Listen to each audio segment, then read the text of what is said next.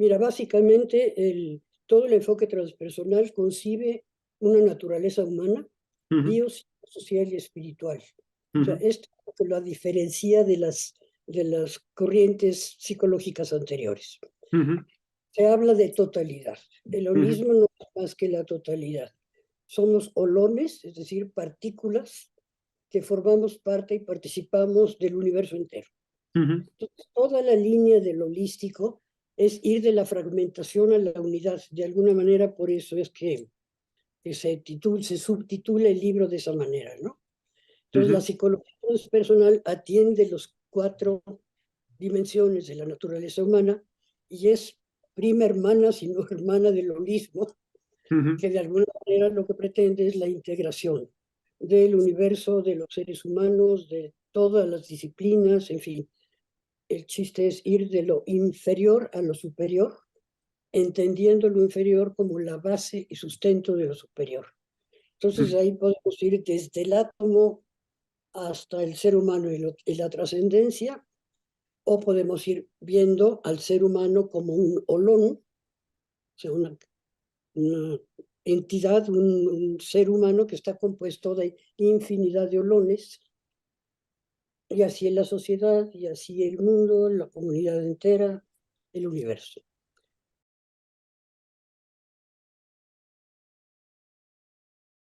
Bueno, Héctor y yo nos conocimos hace ya 6, 7 años, quizá más, en la Asociación de Transpersonal de Barcelona, España.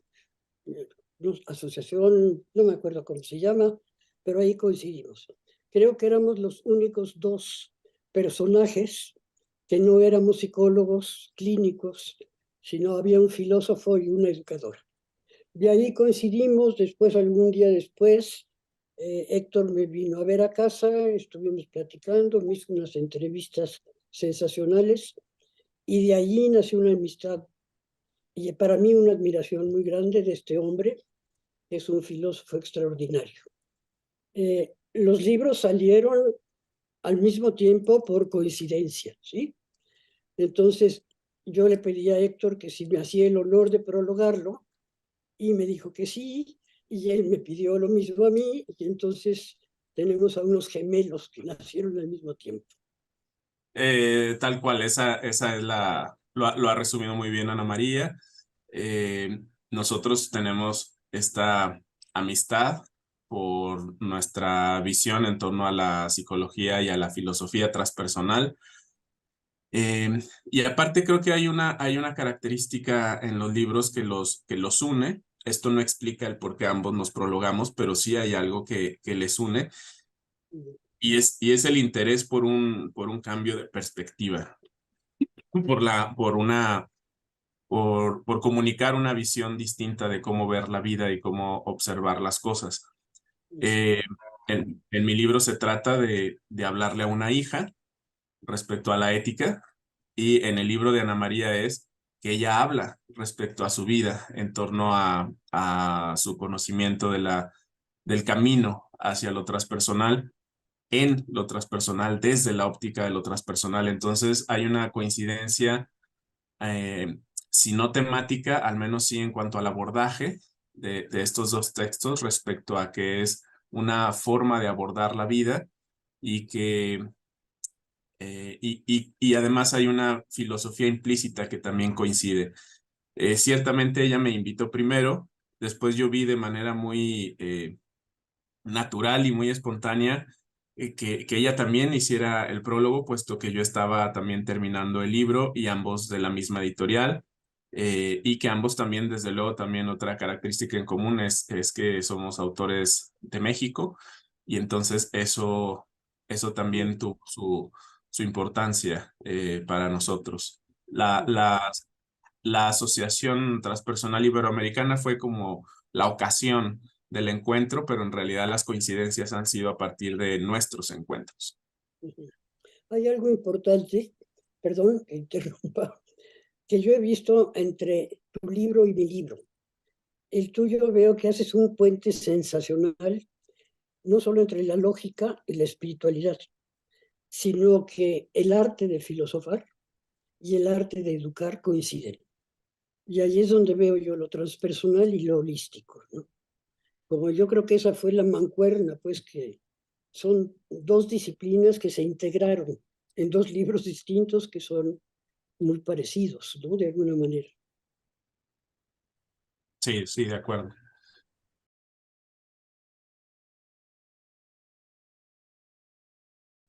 Bien, yo conocí a Agustín Panecker en el 2008.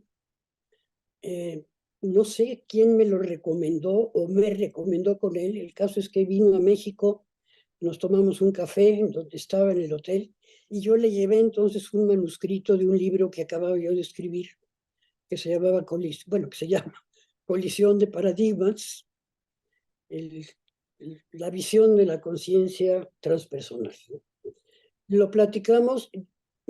Honestamente, yo creía que Agustín me iba a decir esto no cabe, pero bueno, me lo aceptó. Entonces, desde entonces empezamos a tener una relación muy cercana. Hemos ido varias veces a Barcelona, hemos entablado una buena amistad, mi marido y yo, con Agustín. Entonces me publicó aquel libro, que fue en el 2005. En 2009 me publicó otro libro que se llama Educación Holística, y ahora este tercero. Entonces, para mí, Kairos ha sido como el nacimiento de mi autoría. Yo tengo algunos libros también en una editorial mexicana, Trillas, pero muy por la línea de la educación básica. Ya estos otros van más por la línea de esta visión que a mí me interesa enorme del desarrollo de la conciencia y de su trascendencia, ¿no? El proceso del desarrollo de la conciencia desde el momento de la concepción hasta que uno pasa a mejor vida, como se dice, y allí continúa algo, ¿no? Que quién sabe qué será. Bueno, en mi caso, la relación comenzó a partir del año 2017, más o menos. Ciertamente conocía el trabajo de Ana María y a partir de que nos conocimos y construimos esa amistad, también me fui vinculando con la editorial. Agustín eh, leyó entonces un primer manuscrito mío que se llamaba Espiritualidad Filosófica, donde profundizaba en torno a filósofos de India, de Japón, y esa fue la primera publicación en 2018. Posteriormente hubo otro libro llamado Asombro ante lo Absoluto, que se publica en 2020. Y el tercero es Estética para Sofía. Diríamos que los dos primeros son más puramente de filosofía. Sí implica una lectura no necesariamente académica, pero sí más concienzuda, como más detenida, más pausada. Y este libro, a diferencia de los otros dos, es un libro que puede ser leído incluso por adolescentes, sin necesidad de una especialización o una profesionalización en las áreas de la espiritualidad o la filosofía. Por tanto, es un libro distinto de los que he publicado antes en Kairos, que tiene mayor acceso, que tiene mayor cercanía en cuanto a la lectura. Em, pero igualmente, tanto como Ana María, me parece que estas tres obras están ahí em, sumando al mundo de la literatura de la psicología transpersonal. Desde luego hay otros textos en otras editoriales, pero a estos tres les tengo bastante cariño porque son los que me han abierto más decididamente la puerta a los lectores en España. Tengo otros textos en Antropos y Plaza y Valdés, pero estos tres han sido como han sido recibidos con mayor apertura, me parece.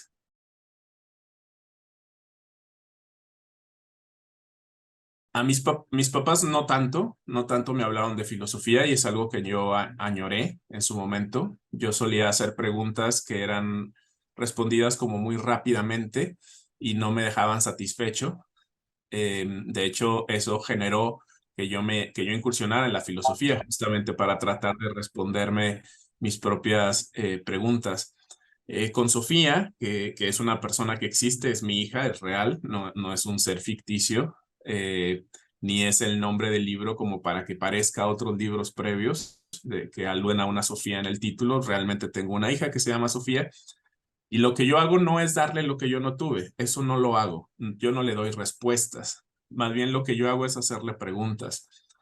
Por lo tanto, me parece que la manera de integrar o de platicar o de hablar de filosofía con un adolescente es justamente llevarlo al ámbito de la confrontación, del reto, del cuestionamiento, pero sin que esto sea autoritario, dogmático o moralista, sino más bien cercano, amable y hasta cariñoso.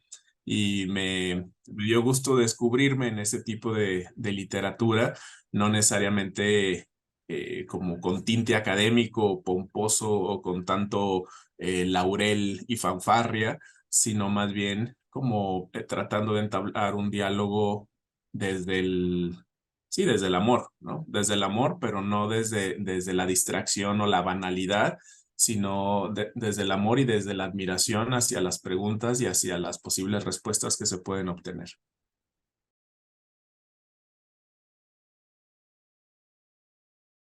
Bueno, me voy a remontar a mucho tiempo atrás, alrededor de 79, 80, 1979, 80. Tuve la oportunidad de conocer a Carl Rogers, humanista, pionero del humanismo en la psicología, y de alguna manera estuve durante 4 o 5 años yendo a todos sus eventos que tenían los veranos. Me pasaba yo 15 días allá en unos eventos extraordinarios. En uno de aquellos había una serie de maestros, de personajes que nos iban a ir a dar una plática en la mañana y en la tarde procesábamos la plática y tal.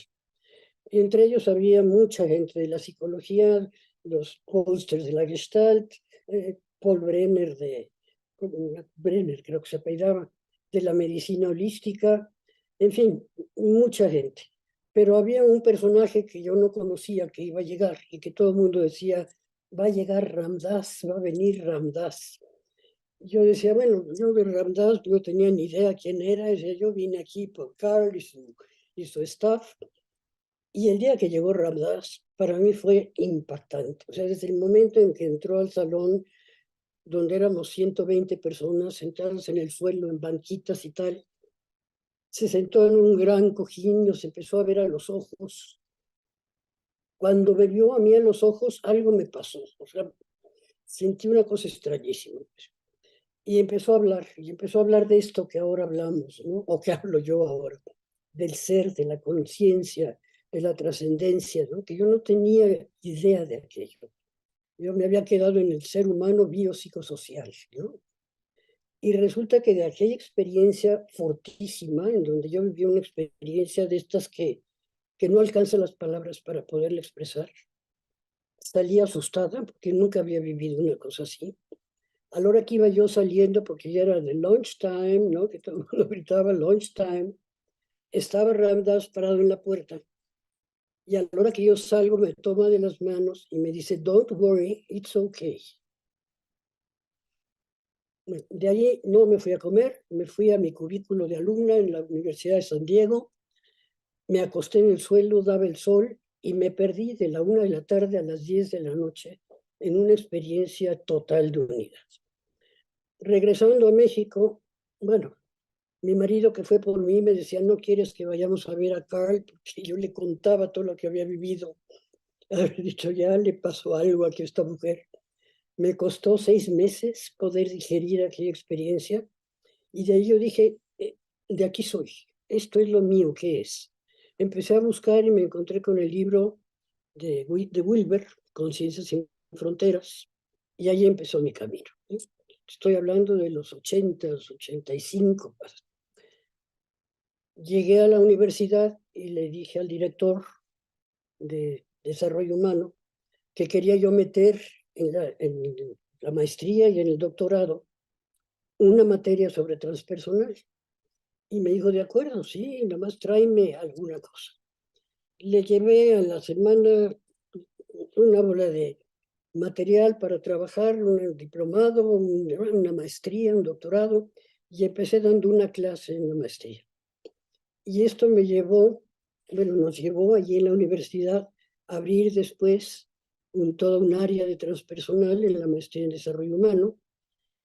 Y como hablaba yo de la espiritualidad y hablaba yo del holismo y hablaba yo de la importancia de la conciencia y tal, empezaron a salir en internet una cantidad de anónimos en donde me ponían pinta, que era yo una señora, que estaba yo creando una nueva religión, que estaba yo metiendo en la universidad con de inspiración cristiana una serie de ideas terribles.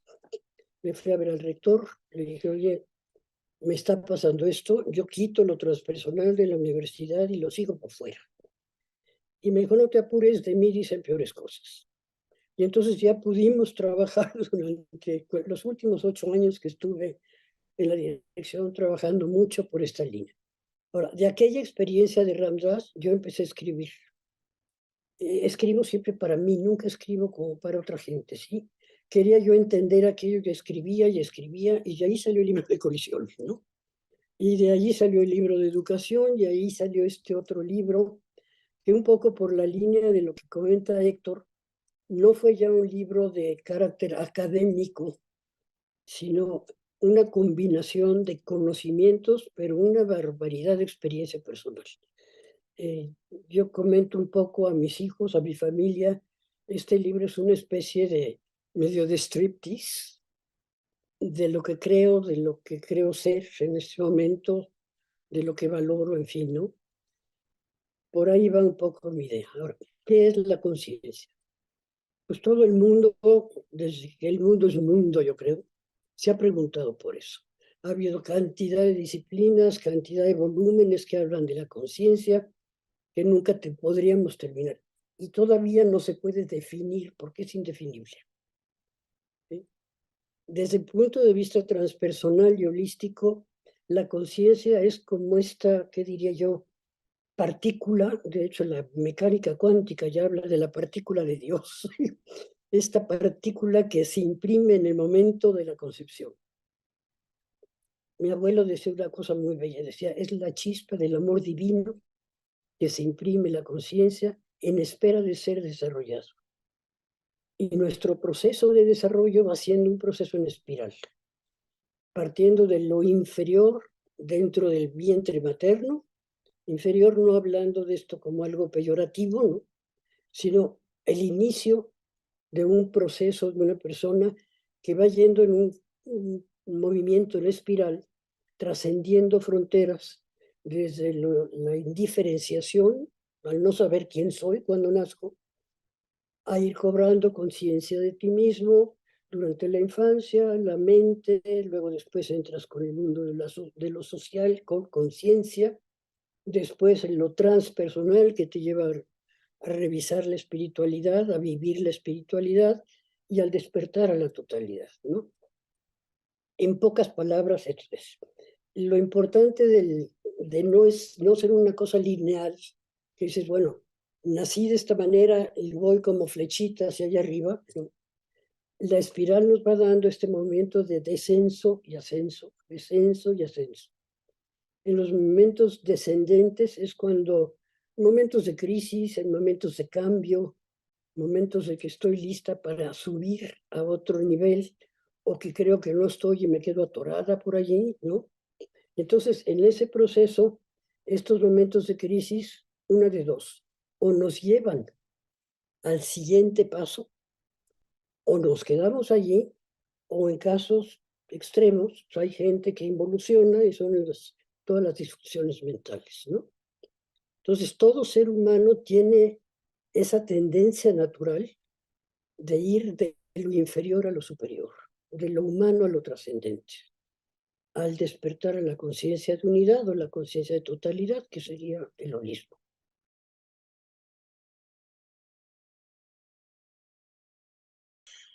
Justamente la primera intención era que el lector o la lectora, que dicho sea de paso, no tienen que ser forzosamente adolescentes ni tampoco forzosamente mujeres, pero la primera intención era justamente que se pensara, se creyera, se asumiera que era solamente un libro para Sofía y que entonces uno llegara a observar como qué le dicen a Sofía. Digamos que eso quita la primera barrera respecto a un libro de ética, que podría parecer como, es Ujú. reflexiones para cambiar yo.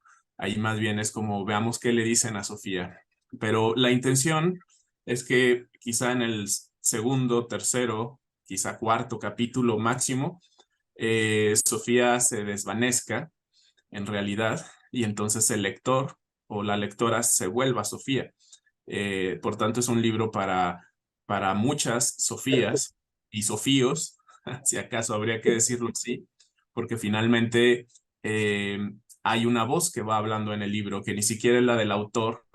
Entonces, Sofía se borra, Héctor Sevilla se borra, y es una voz que representa la paternidad y que nos habla y nos convoca a todos y a todas. O sea, realmente no hay una expectativa de que se refuerce la idea de que es el autor y es Sofía, sino por el contrario, justamente que se desvanezca esa sensación y que por lo tanto sea una oportunidad en que el hijo o la hija escuche no necesariamente la voz de su padre, pero sí una voz que represente una figura paterna.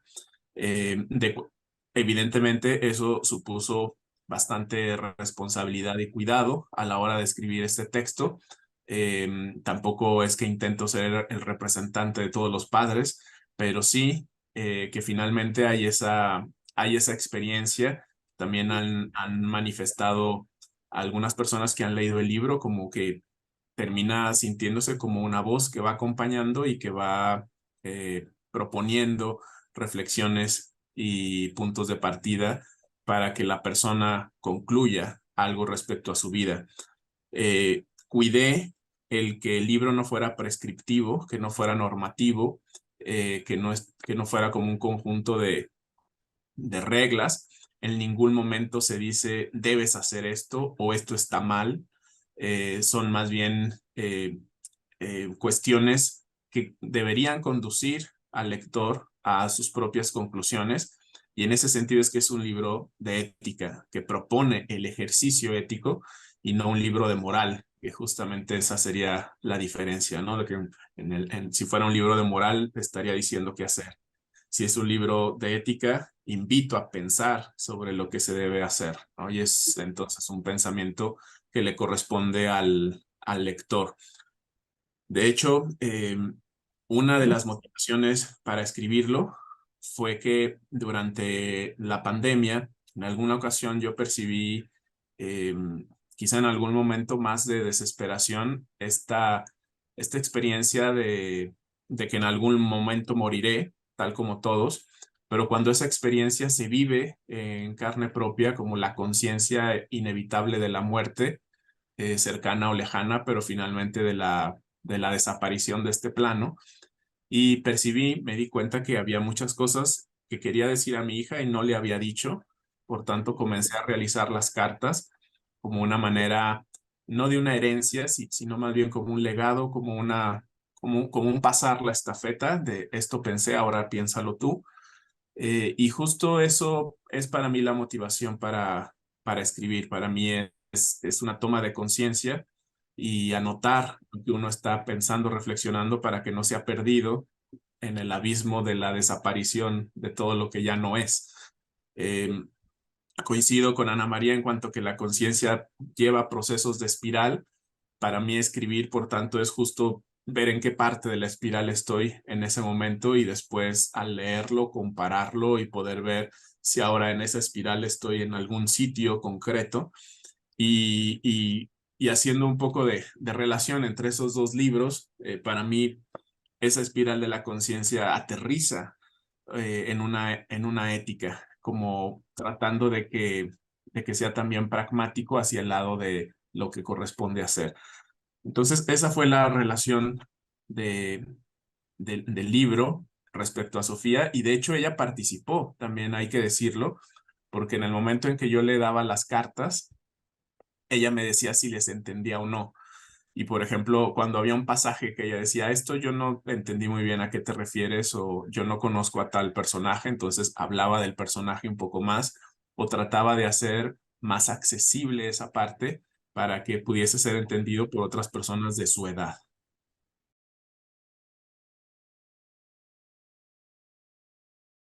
ella lo sintió, lo resumo en las palabras que ella utilizó, que fue algo así como, ay papá, me pones mucho a pensar, que representa para mí como una síntesis de lo que fue como de, ay papá, como un Ujú, reclamo que no reclamo, como diciendo, finalmente me has llevado a tu terreno, ujú.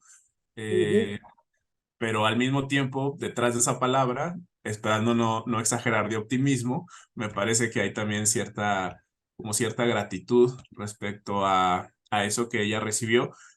Y la verdad, y honestamente, a mí me interesa mucho también lo que ella vaya a pensar, pero más adelante, cuando ella sea una mujer adulta y entonces pueda regresar al libro, que es la idea, que no se lea una vez, sino que pueda leerse varias veces, quizá como un referente, un libro de cabecera, y que ella entonces después comprenda muchas de las cosas que están ahí, es decir, las puede comprender ahora, pero como adulta las comprenderá de otra manera, verá otros matices, quizá llegue a otras conclusiones, quizá entienda por qué lo hice, por ejemplo. Eh, y es algo que justamente explico al final del libro, en una sección que es el epílogo, donde le hablo de cuando yo no esté, que es como una parte donde ya no habla el Héctor papá, sino más bien como el papá fallecido. Entonces es una parte que también ha costado trabajo realizar y que me parece habla de ese futuro en que yo también pienso en ella, ¿no? No pienso en ella solo en el presente, sino también en el futuro, y creo que eso lo hacen también la gran mayoría de los papás.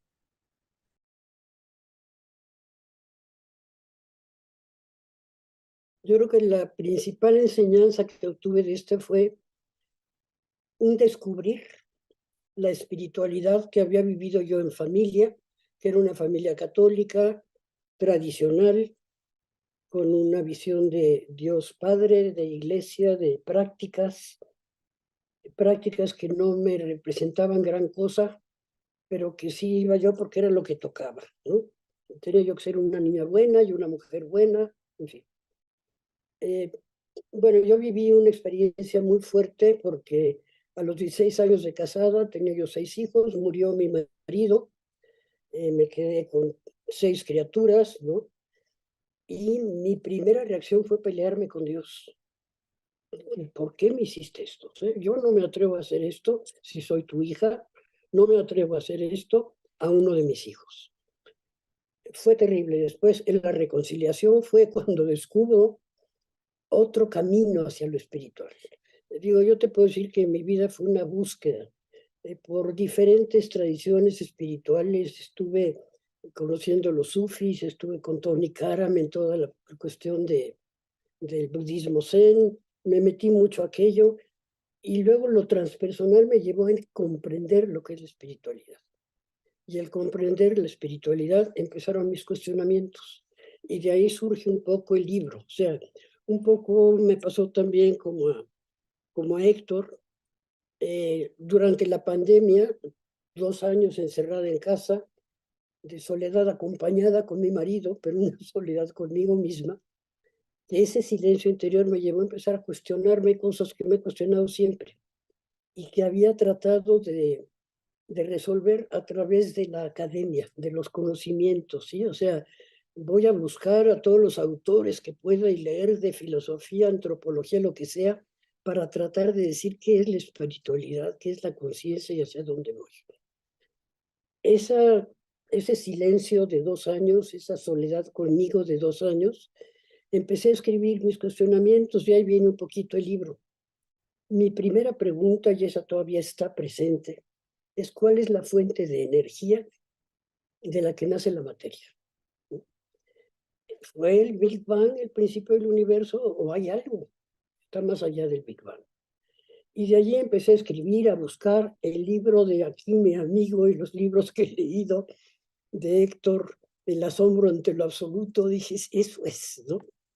Por supuesto que no he llegado a una conclusión más que la energía, que es eterna, es la causante de la materia, y de ahí viene el universo. Entonces, de allí me fui, bueno, si esto es el universo, ¿qué es el ser humano? La naturaleza humana contemplada desde sus 4 dimensiones, que es la conciencia, cómo se desarrolla la conciencia, todo el proceso de espiral, que ya lo había yo escrito en Colisión de Paradigmas, pero ya desde otra perspectiva, otra visión de lo que es la conciencia, ¿no? Cosas importantísimas para mí han sido la dualidad. Darnos cuenta que vivimos en un mundo dual, muerte, vida y muerte, que es un proceso. Hombre, mujer, arriba, abajo, adentro, afuera. Vivimos en una dualidad. Entonces, el proceso de desarrollo de la conciencia tiene que ir siendo esta conexión, esta complementación de una y otra polaridad para poder llegarnos a comprender y a saber quiénes somos y a dónde vamos, ¿no? Entonces, si vivimos la dualidad como la opuesto, nunca vamos a llegar a comprender nuestro ser dual. Yo digo, este universo en el que vivimos tiene dos facetas. El universo interior, el mío, el propio, donde sé quién soy, qué vivo, qué experimento, y el universo externo, que es la realidad que me circunda y aquello que me trasciende, ¿sí? En el momento en que puedo ser consciente de esa dualidad y sentirme parte, como este universo interno, parte de esa totalidad, en esa medida va desarrollándose la conciencia. Otro punto brevemente, que la muerte. Bueno, primero la sombra. La sombra, ahí viene otra vez la dualidad. Soy luz y sombra. Y en la medida en que me voy introyectando y me voy buscando, en la sombra voy a encontrar cosas hermosas. No solamente aquello que rechazo, no solo aquello que no me gusta de mí. En la sombra voy a encontrar cualidades que yo no acepto tener y que ahí están. Cuando de repente yo le decía a alguien, bueno, a mi abuelo mucho, así como cómo me hubiera gustado ser como mi abuelo, me doy cuenta ahora que mucho de lo que mi abuelo fue, mira que se murió cuando yo tenía 6 años, está ahora conmigo. O sea, es la luz que tengo que ir también descubriendo. Otra dualidad importante es la espiritualidad, la religiosidad, que es otro tema que entro a verlo, ¿no? O sea, la religiosidad, si la entendemos como una religión institucionalizada, como una tradición espiritual sagrada, va a tener siempre dogmas, va a tener siempre, pero todas estas llevan a lo mismo, llegan a lo mismo. O sea, yo lo veo como el océano y los ríos, o como los colores del arco iris. Cada color es una disciplina, es una tradición, es una creencia, y cuando se unifican el negro y el blanco, surgen, la sombra surge. La unidad de los colores nos lleva a saber qué es negro y qué es blanco, ¿no? Entonces, ese es un poquito lo que sería yo, la sombra y la luz y la importancia que tenemos de irnos descubriendo. Y por último, hablo mucho de las máscaras de Dios. Y las máscaras de Dios para mí son todos aquellos nombres que se le han dado, todas aquellas características que se le han colocado a ese ser que nos trasciende, a ese absoluto ante el cual nos asombramos, y que muchas veces nos quedamos con la máscara y no llegamos a conocer, ¿sí? Si yo no hubiera vivido la máscara de Dios, del Padre cariñoso que me cuidaba y me protegía, cuando se muere René yo no me hubiera peleado con él, ¿sí? Entonces, ¿cómo podemos ir realmente descubriendo cuáles son aquellas máscaras que nos han impedido conocernos para conocer? O conocer aquello para conocernos, que sería lo mismo. Y acabo el libro con lo que yo pretendía que fuera el título del libro, pero que después lo cambiamos junto con Agustín, que se llamaba Navegando con la brújula de la incertidumbre. Ya, eso es mi vida, ¿sí? O sea, voy navegando en la vida con la brújula de la incertidumbre porque no tengo seguridad de lo que va a pasar mañana, de lo que va a pasar dentro de media hora. Hablando un poco de la muerte, Héctor está muy joven todavía, yo ya tengo casi 87 años y la muerte está muy cerca, la veo a la vuelta de la esquina. Entonces es algo así como decir, voy navegando hacia aquello que sé, pero no sé ni por dónde ni cómo, ¿sí? Y en ese navegar, en esa búsqueda, pues es un poco lo que reflejo, lo que quiero dar en el libro de decir, es un proceso que todo el mundo puede vivir. O sea, hay tanta gente que dice, es que cómo llegar, busca, búscate y busca. ábrete, vive el aquí y el ahora, vive el momento. No andes pensando en lo que voy a hacer, en lo que voy a tener, más bien piensa en lo que quiero ser y en lo que puedo ser. Por ahí lo voy a unir un poquito con el libro de Héctor, o sea, esa es la tónica que Héctor le va dando a su hija. O sea, no es un libro para Sofías o Sofíos, es un libro para todo lector y mucho, muy dirigido a padres y educadores. Si un educador lee a Héctor, no solamente va a aprender filosofía de una manera muy tranquila y bonita, muy clara, va a aprender a ser para permitirle ser a sus hijos, a sus educandos, ¿no? Pues es más, bueno, la espiritualidad, último tema. La espiritualidad no está colgada ni depende de las iglesias o de las tradiciones. Hay una frase de Taylor que me encanta. Dice, no somos seres humanos viviendo una experiencia espiritual. Somos seres espirituales viviendo una experiencia humana.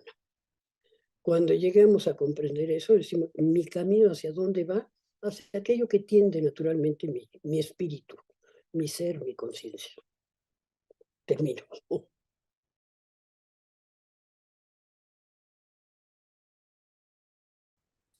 Bueno, yo recomiendo la lectura del libro de Ana María, La espiral de la conciencia, eh, por 4 motivos. El primer motivo es por la autora, ¿sí? Decididamente, y es porque es una autora que dice lo que vive, que no se escuda en teorías como para no profundizar o solo decir lo que han dicho otros, sino que se compromete y también ha sido y ha seguido buscando ser congruente en vivir aquello que expresa. Entonces, para mí eso es muy importante cuando se lee a un autor, como tener el referente de también cómo lo ha vivido. Eso para mí es un primer motivo. Un segundo motivo es porque de entre los muchos estudios que hay sobre la conciencia, no necesariamente todos tienen una visión holística, lo cual sí se encuentra en el libro de Ana María. No basta concentrarse en la conciencia, sino con concebir la conciencia, pero de una manera, pues no solo sistémica, sino global y holística como ella lo hace. Entonces, la visión sería la segunda de los motivos.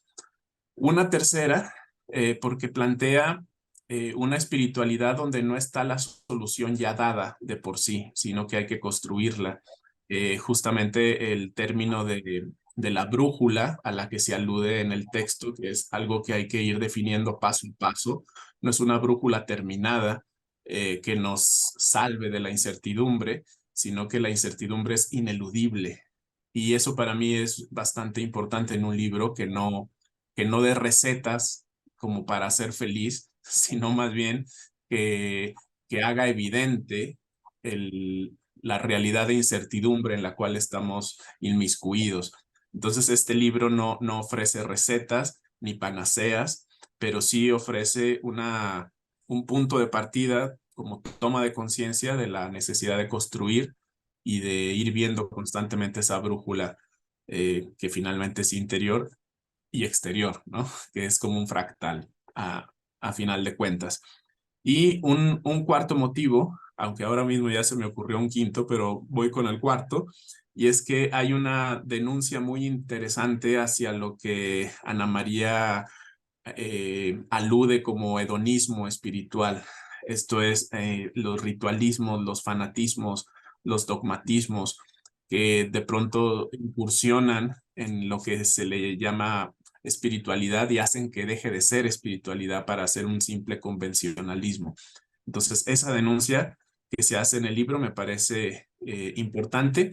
Y una quinta es que el concepto de la muerte como algo que llega al final, el libro lo propone distinto y es en este concepto de morir cada día. Así que cada día también estamos terminando un poco, simplemente a nivel celular, pues hay muchas muertes, ¿no? Que acontecen en nosotros y esos son los 5 motivos por los que yo recomiendo el libro de Ana María concretamente. desde luego es una de las lecturas que provoca que uno termine la lectura distinto a como la empezó, y eso es propio de los libros que vale la pena leer.